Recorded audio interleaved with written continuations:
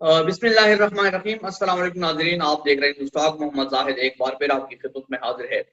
ناظرین، جس طرح کہ آپ سب کو معلوم ہے کہ ہم نے ایک پروگرام سٹارٹ کیا ہوا ہے جس کا نام ہے آپ کے مسائل اور ان کا شرعی حل۔ لیکن کچھ مسائل ہی کی وجہ سے، چونکہ آپ سب لوگوں کو پتہ ہے کہ یونیورسٹی کی ایگزام سٹارٹ تھے، تو مولانا صاحب بھی انہی میں مصروف تھے اور میں بھی انہی میں مصروف تھا، تو اسی وجہ سے شاید ایک ہفتے ہم نے پروگرام ڈیلے کیا اور اپلوڈ نہیں کیا۔ ناظرین، جس طرح کہ آپ سب کو معلوم ہے کہ عید قریب ہے اور اس کے کچھ پیچیدہ مسائل ہے، آج ہم ان کے حوالے سے بات چیت کریں گے تاکہ جو آپ کے مسائل ہے وہ آسانی سے آپ کو پتہ چل جائے۔ مولانا صاحب، ایک بار پھر آپ کا بہت بہت شکریہ کہ آپ نے ہمیں ٹائم دیا۔ اور کیا حال چال ہے؟ آپ نے عید کے لیے کچھ لیا ہے کہ نہیں سر؟ السلام علیکم ورحمۃ اللہ وبرکاتہ۔ جی الحمدللہ، بالکل ٹھیک ٹھاک، اللہ کا فضل احسان۔ مولانا صاحب، عید کے لیے کچھ لیا ہے آپ نے کہ نہیں؟ جی ہاں، عید تو ایک اللہ کا حکم ہے اور ایک بڑی فضیلت والا عمل آنے والا ہے، جی تو یقیناً ہر مسلمان اس کے لیے ضرور محنت کرتا ہے، تیاری کرتا ہے۔ تو الحمدللہ ہم نے بھی اپنی طرح سے عید کی تیاریوں میں جانور لیا ہے، تو جی انشاءاللہ جب ایام آئیں گے تو انشاءاللہ قربانی کریں گے۔ مولانا صاحب، جس طرح کہ میں نے ذکر کیا کہ ہم بات کریں گے قربان عید کے حوالے سے، جو پیچیدہ مسائل ہے ان کے حوالے سے بات چیت کریں گے۔ لیکن سب سے پہلے آپ یہ بتائیں کہ ذی الحج کے حوالے سے عید کی فضیلت کیا ہے یا اہمیت کیا ہے، اس حوالے سے آپ کیا کہنا چاہیں گے؟ سب سے پہلی بات تو میں آپ کا بہت ہی زیادہ شکر گزار ہوں۔ آپ نے اسپیشلی اس ایونٹ کے لیے آپ نے جو موضوع سلیکٹ کیا ہے وہ نہایت ہی اہمیت کا حامل ہے، اور چونکہ ذی الحج کا مہینہ شروع ہونے کو ہے اور ذی الحج کے مہینے کے اندر اس کی خصوصیت مختلف امور کی وجہ سے بہت ہی زیادہ ہے باقی مہینوں کے نسبت، کیونکہ اس میں سب سے پہلی بات تو اللہ رب العزت نے خود والفجر ولیال عشر، اللہ رب العزت نے قرآن کے اندر اس کا ذکر فرمایا، اور قرآن کے اندر ذکر فرمانے کے ساتھ ساتھ خود قسم اٹھائی ہے ان 10 راتوں کی۔ مفسرین کے نزدیک وہ 10 راتیں ذی الحج کے جو پہلے 10 دن ہیں یا 10 راتیں ہیں، یہی مراد ہیں۔ تو ایک تو اہمیت اس کی یہی ہے کہ اللہ رب العزت نے خود اس کا ذکر قرآن میں فرمایا ہے، اور دوسرا یہ کہ اس مہینے کے اندر ایک ایسا عمل، یعنی تمام عازمین حج مکہ کی طرف جو ہے روانگی کرتے ہیں اور وہ مناسک حج ادا کرتے ہیں، اور جو کہ اس مہینہ کے لیے خاص ہیں۔ شریعت مطہرہ کے اندر کچھ ایسے امور ہیں اور کچھ ایسے عبادات ہیں کہ جن کا وقت بھی متعین ہے اور جو کسی اور وقت پہ وہ نہیں ہو پاتے، اور جن کے لیے لباس بھی متعین ہے، اور ان میں سے حج ایک ایسا رکن ہے کہ جس کے لیے ذی الحج کا مہینہ مختص ہے، آپ کسی اور مہینے میں یہ رکن نہیں ادا کر سکتے، اور اسی طرح آپ کے لیے اسپیشل آپ کا ایک لباس ہوگا جس کو ہم احرام سے تعبیر کرتے ہیں، تو آپ تو وہ اس مہینے کے اندر چونکہ ادا ہونا ہے، تو لہٰذا اس کی اہمیت اس حوالے سے بھی ہے۔ اور آپ صلی اللہ علیہ وسلم نے اس 10 راتوں کی بڑی اہمیت بیان فرمائی ہے، اور ایک حدیث میں آتا ہے جس کا مفہوم یہ ہے کہ اللہ رب العزت کو تمام دنوں کے اندر نیکیوں میں سب سے زیادہ محبوب اور سب سے زیادہ افضل جو اعمال ہیں، جو نیک اعمال ہیں، وہ اس 10 دنوں کے اعمال ہیں جس میں اللہ رب العزت سب سے زیادہ خوش ہوتے ہیں، اللہ کا قرب حاصل ہوتا ہے۔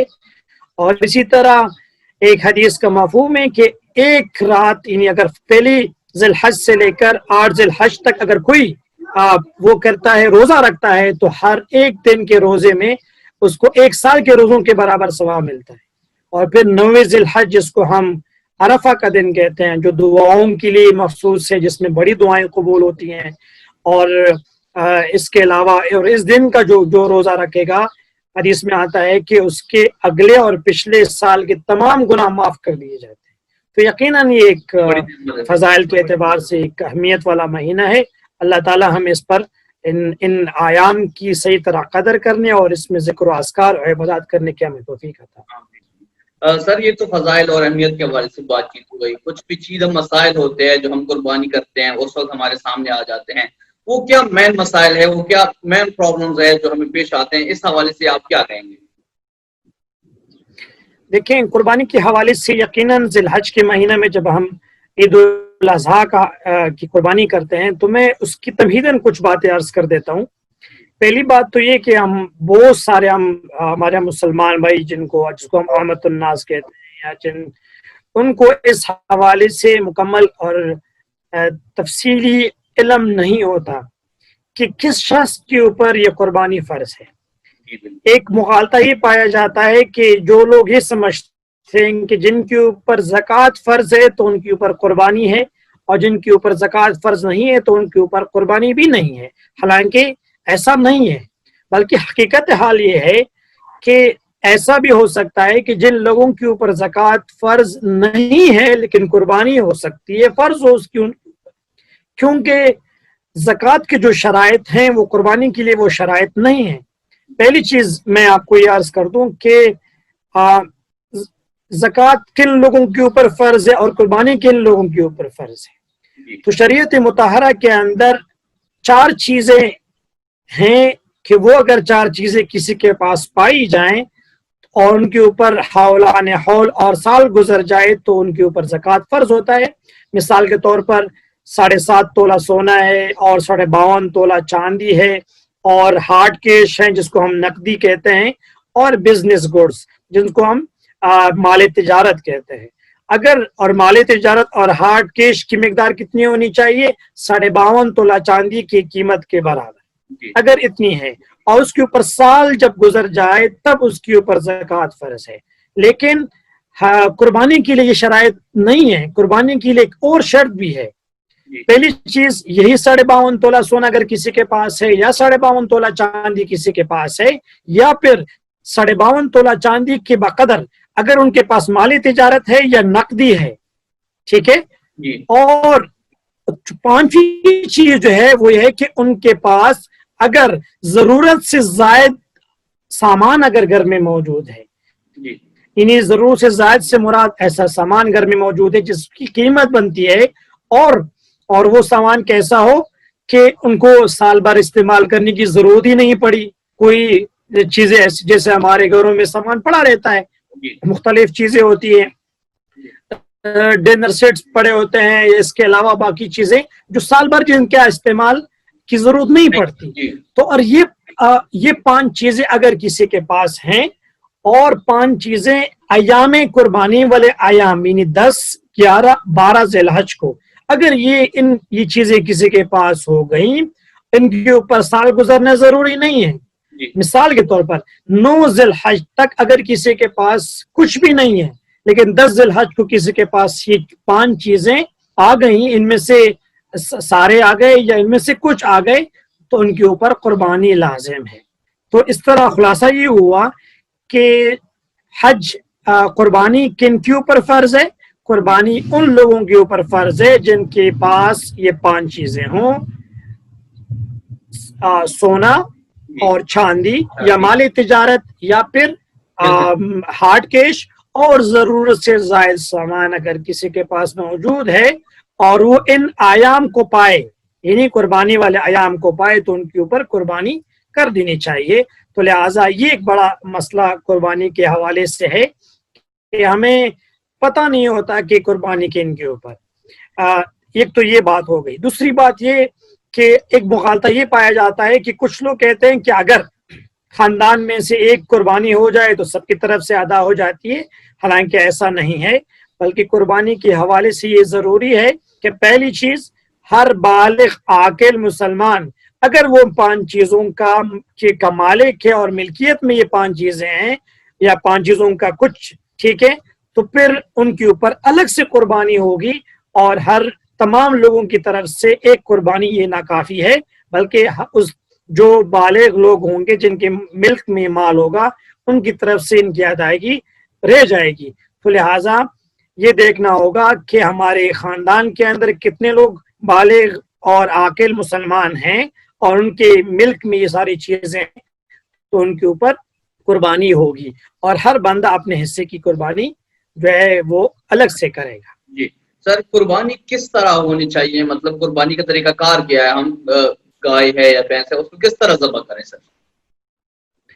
دیکھیں، شریعت مطہرہ کی خوبصورتی یہی ہے الحمدللہ کہ اللہ رب العزت نے ہماری شریعت کے اندر تنگی نہیں ہے، بہت ہی زیادہ وسعت ہے، بہت ہی زیادہ.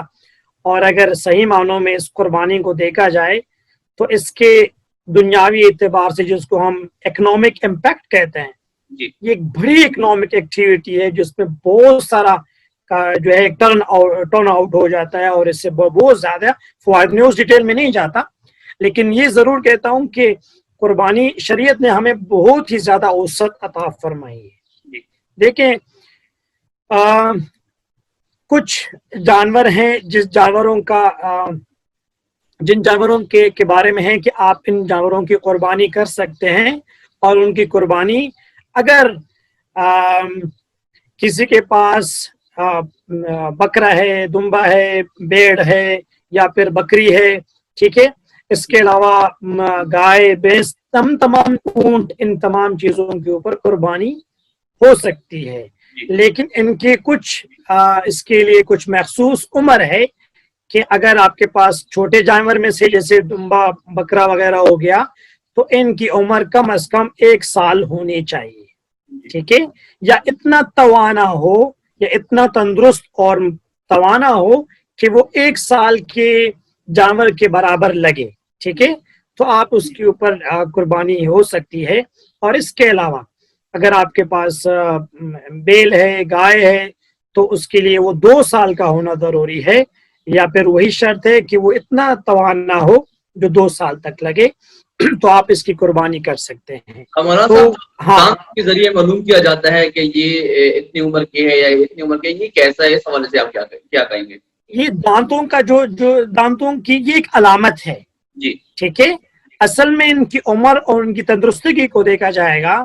اگر جن کے گھر میں اگر کسی نے کوئی بیل پال رکھا ہے، یا کسی کے پاس کوئی جانور گھر کے اندر ہے اور اس کے 2 سال پورے ہو گئے، اگرچہ ان کے دانت نہ آئے ہوں تو کوئی مذائقہ نہیں. یہ صرف ایک ظاہری علامت ہے جس سے پہچان ہوتی ہے جانوروں کی کہ اگر 2 دانت ہیں تو اس کا مطلب یہ کہ 2 سال کا یہ جانور ہے، ٹھیک ہے. لیکن دانتوں کا ہونا یہ ضروری نہیں ہے، بلکہ عمر کا پورا ہونا ضروری ہے. تو لہٰذا یہ دانت والی جو بات ہے، یہ ظاہری طور پر علامت کے طور پر تو اس کو کنسیڈر کیا جائے گا، لیکن شریعت مطہرہ کے اندر دانتوں کا ہونا اور پھر اس پر قربانی ہو ایسا نہیں ہے، بلکہ یہ ایک ظاہری علامت ہے، اور علامت کے طور پر اس کو دیکھا جائے گا.